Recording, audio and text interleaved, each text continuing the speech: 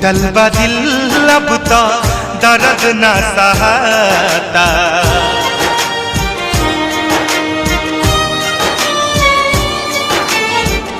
टूटल बा दिल अब तो दर्द ना सहाता। कवने कलम से भाग लिखल विधाता। टूटल बा दिल अब तो दर्द ना सहाता। कवने कलम से भाग लिखल विधाता। टूटल बा दिल अब तो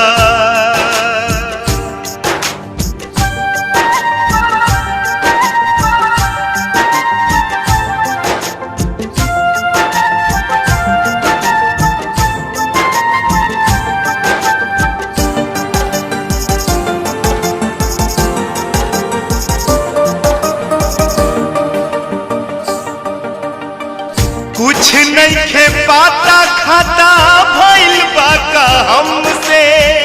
भइली अनजान काहे अपना सनम से हो।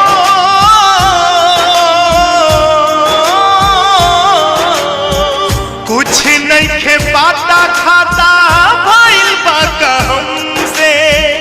भइली अनजान काहे अपना सनम से। अपना सनम से उनके बिन एको क्षण हमसे न रहता। उनके बिन एको क्षण हमसे न रहता। कवने कलम से भाग लिखल विधाता। टूटल बा दिल अब तो दर्द न सहाता।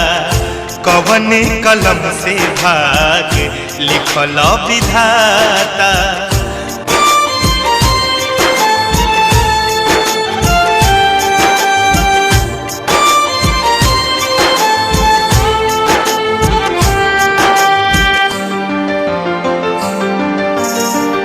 उनके सजावनी सावरनी यही हाथ हो।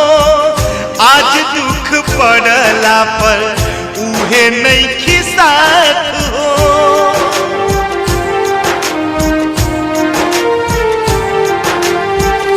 उनके सजावनी सावरनी यही हाथ हो। आज दुख पड़ला पर उहे नहीं साथ हो। उहे नहीं साथ हो। दोस्त दी के कर कुछ कहलो न जाता। दोस्ती के कर कुछ कहलो न जाता। कवना कलम से भाग लिखल विधाता। टूटल बा दिल अब तो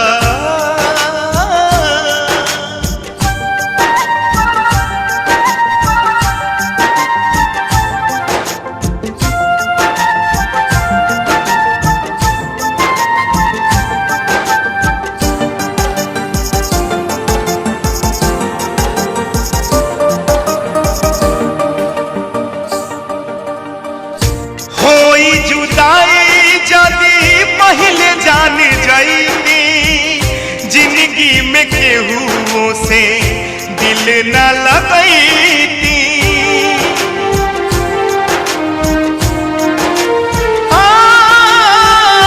कोई जुदाई जदी पहले जान जाइती। जिंदगी में केहू से दिल न लगैती। दिल न लगैती। कवनो दवाई से जख्म न भराता। कवनो दवाई से जख्म न भराता।